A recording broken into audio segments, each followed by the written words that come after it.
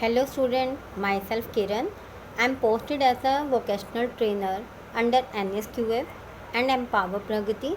I am working in Government Girls Senior Secondary School, Harkesh नगर ओखला। इस video के through आज मैं आपको स्किन एनाटॉमी के बारे में बताऊंगी। त्वचा शरीर को सुरक्षा प्रदान करता है। त्वचा चिकित्सक को त्वचा का कोई भी सेवाएं प्रदान करने के लिए उसे त्वचा की एनाटॉमी तथा फिजियोलॉजी के बारे में पता होना चाहिए। स्किन एनाटॉमी क्या है? स्किन जो है ये हमारी मानव की शारीरिक संरचना तथा शरीर एक दूसरे के साथ शरीर के अंगों का संबंध का वर्णन करता है। यह 3 लेयर्स में डिवाइडेड है। Epidermis.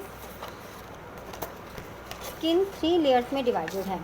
Epidermis layer first layer, second layer है dermis layer and third layer है हाइपोडर्मिस लेयर।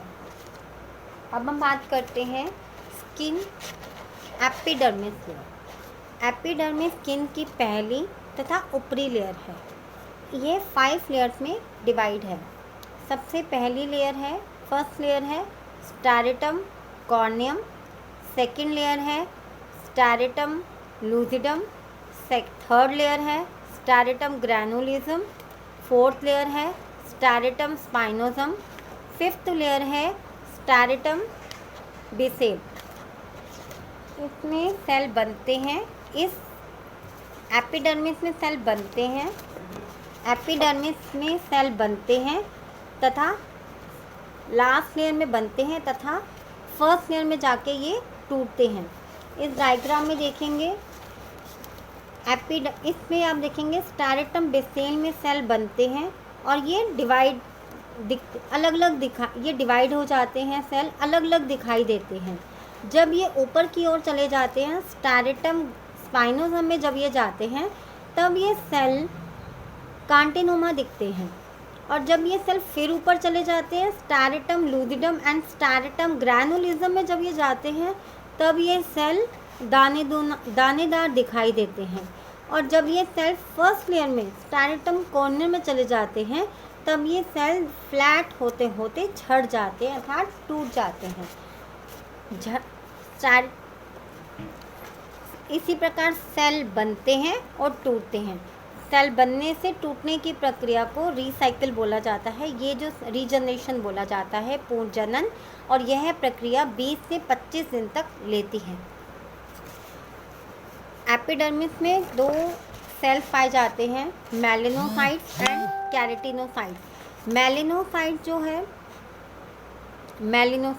मेलानोसाइट जो है ये त्वचा को एक मेलानिन प्रदान करता है, कलर प्रदान करता है, जिससे जितना अधिक मेलानिन होगा उतना अधिक स्किन डार्क होगी और जितना कम मेलानिन होगा उतनी स्किन लाइट होती है।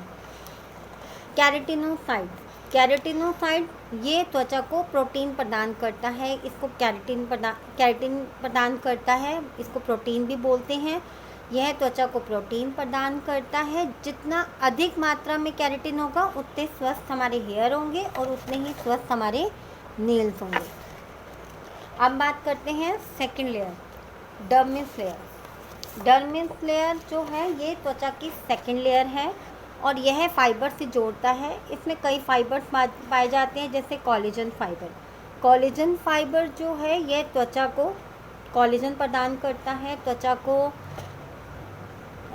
टाइट करता है, जिससे त्वचा टाइट होती है। जितना अच्छा कोलेजन होगा, जितना अच्छी मात्रा में कोलेजन होगा उतनी टाइट हमारी त्वचा होगी। और दूसरा फाइबर है इलास्टिन।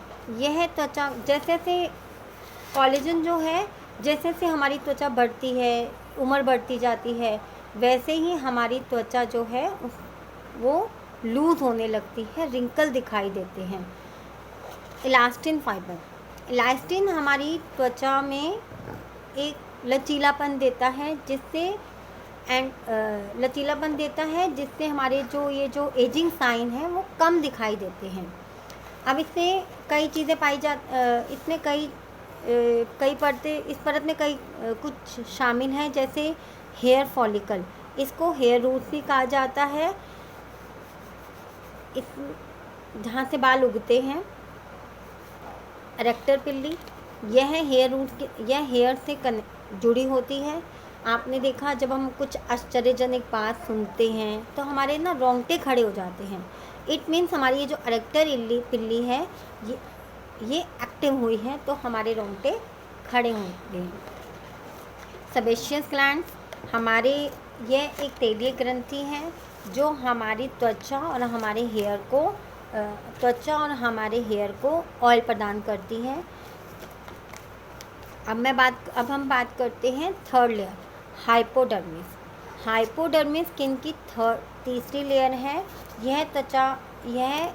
इसमें फैटी टिश्यू, ये देखिए, ये इसमें फैटी टिश्यू पाए जाते हैं जिससे हमारी त्वचा मोटी हो जाती है। और इस परत में सप्लाई और ब्लड वेसल्स और lymph vessel and nerves ending भी शामिल है। मैं आपको एक एग्जांपल देती हूँ। मान लीजिए हमारी फिंगर कट जाती है और उसमें से ब्लड निकल जाता है, तो इट मीन्स हमारा जो घाव है वो सेकंड या थर्ड लेयर तक कटा है। और अगर हमारा जो कट है, हमारा जो घाव है कटा है, हमारा जो घाव है उसमें से ब्लड नहीं आ रहा है, तो वो फर्स्ट लेयर तक ही कटा है और ये जल्दी रिकवर हो जाता है, ठीक हो जाता है। आज हमने स्किन एनाटॉमी के बारे में पढ़ा और उसकी लेयर्स के बारे में पढ़ा है। Thank you.